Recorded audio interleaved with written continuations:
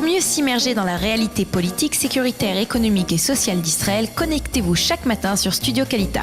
Daniel Haïk vous y attend pour sa revue de la presse.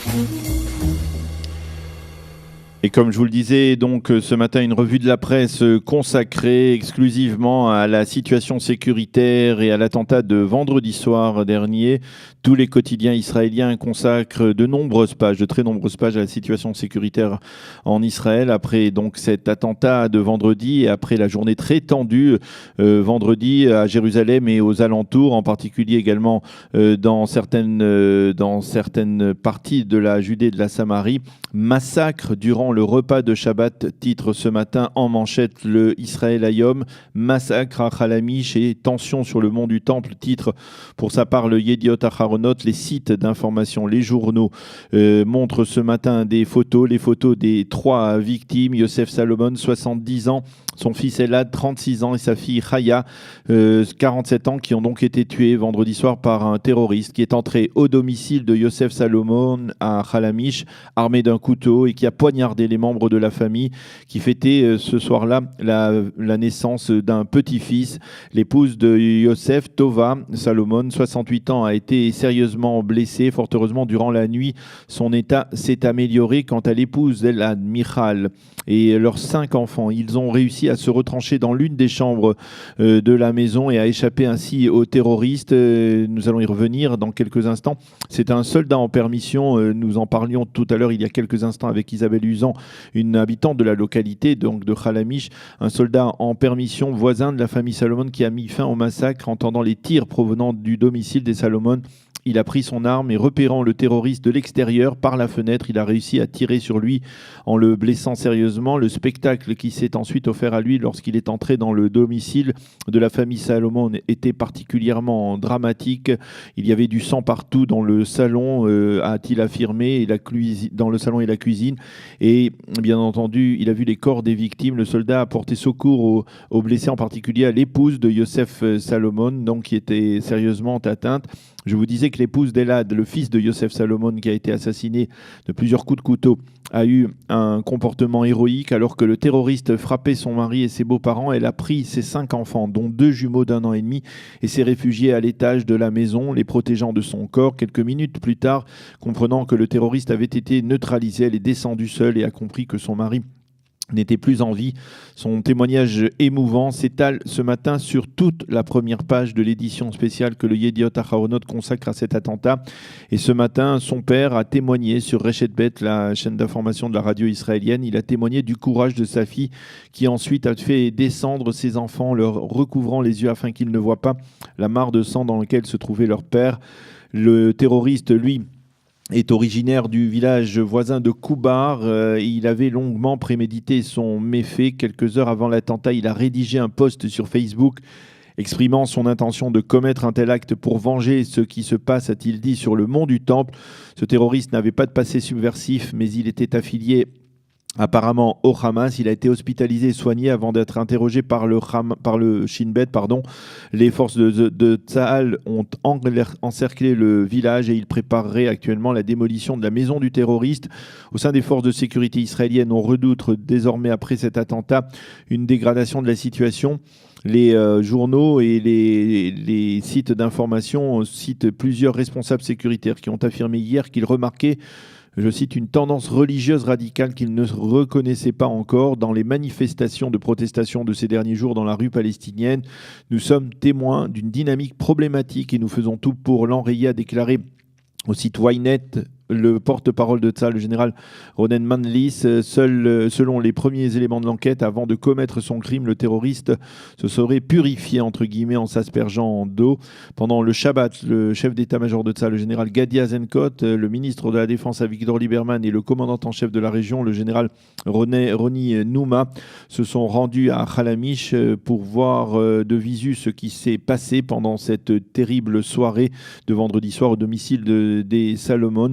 Quant au coordinateur de l'action du gouvernement en Judée et Samarie, le général Poli Mordechai, il a déclaré sur la chaîne arabe Al Jazeera à propos des portiques de sécurité autour du mont du Temple que ces portiques seront retirés lorsque sera trouvée une alternative pour garantir la sécurité dans cette zone. Et dès ce matin, certains sites d'information annoncent que Cette alternative pourrait avoir été trouvée. Il pourrait s'agir donc de caméras qui ont été installées durant la nuit autour du mont du Temple, des caméras thermiques qui permettraient de déceler des hommes, des terroristes qui porteraient des armes. Ainsi, donc c'est ce que révèlent en tout cas certains des sites d'information qui confirment d'autres. Donc les informations et les déclarations de certains responsables de la sécurité israélienne. Hier, le Shin Bet avait suggéré de retirer ces portiques parce qu'ils n'apportaient rien à la sécurité, mais faisaient augmenter le risque d'attentat et la tension.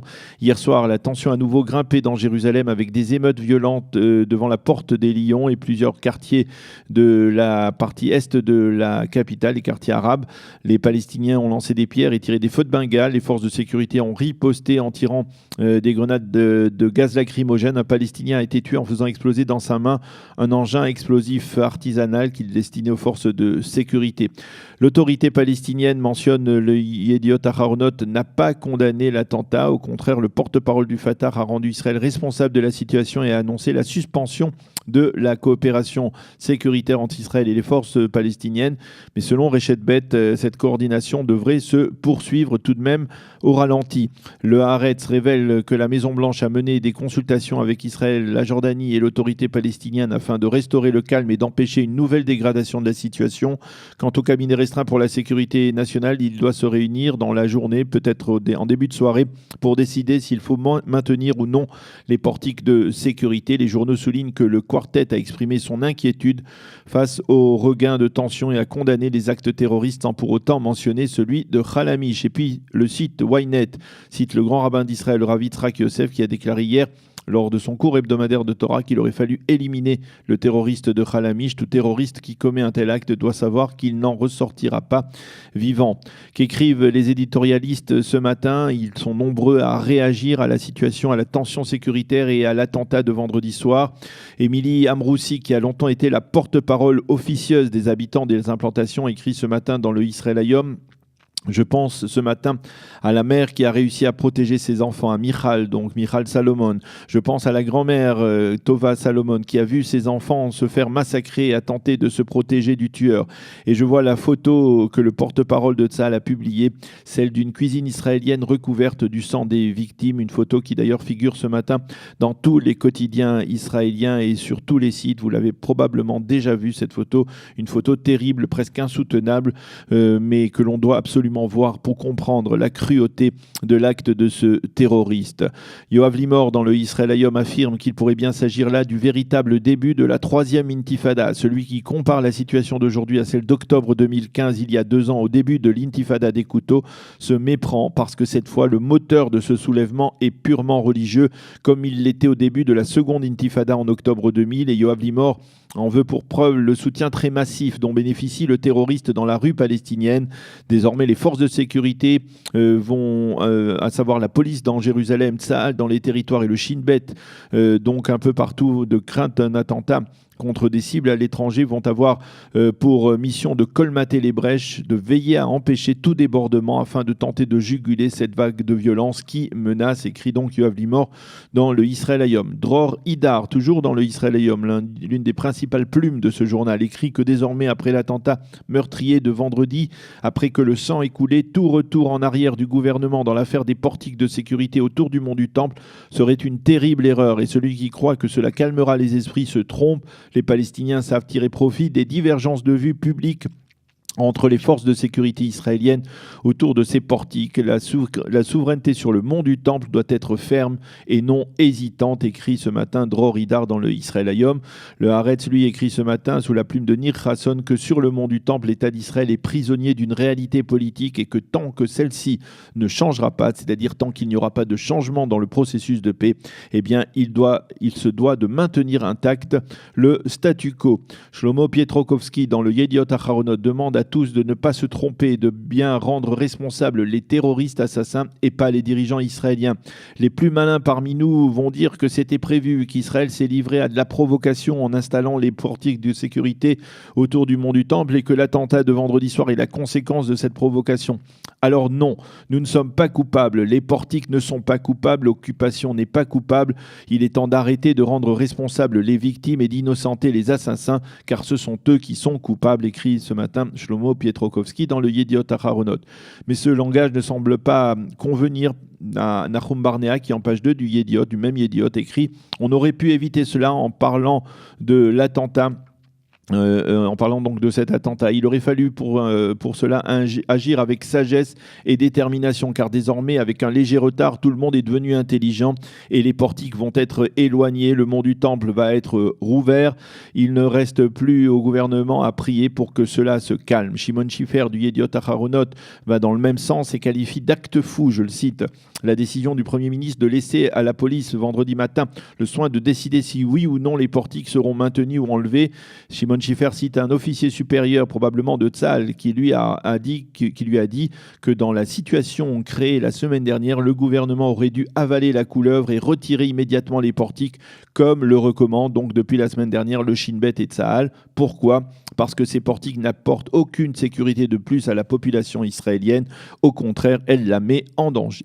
Et Alex Fishman confirme, toujours dans le Yediot Aharonot, Alex Fishman, qui est le correspondant militaire du Yediot Aharonot, confirme qu'actuellement les responsables israéliens tentent de trouver un moyen de calmer les esprits sans pour autant perdre la face. Enfin, dans un éditorial dans le Maariv, Udi Segal, le correspondant politique de la seconde chaîne de télévision, affirme que cette affaire des détecteurs de métaux nous ramène à la source du conflit entre juifs et musulmans, le mont du Temple. En dépit des célèbres paroles de Motagour, le mont du Temple n'est pas entre nos mains. Personne dans la communauté internationale ne l'a jamais reconnu. Dans le contexte actuel, même l'installation de détecteurs de métaux est pour les musulmans un symbole inacceptable de souveraineté israélienne, un symbole d'humiliation remise en cause de leur souveraineté, qui remet en cause leur souveraineté sur la montagne. C'est vrai que ce n'est pas immédiatement visible, mais c'est bel et bien la réalité, affirme donc ce matin Udi Segal dans un éditorial dans le Maariv. Voilà donc ce que l'on pouvait dire ce matin dans la presse israélienne. C'est la fin de cette revue de la presse et des médias israéliens de ce matin. Dans quelques instants, vous retrouverez Eliana Gurfinkel pour sa chronique Un jour, notre histoire.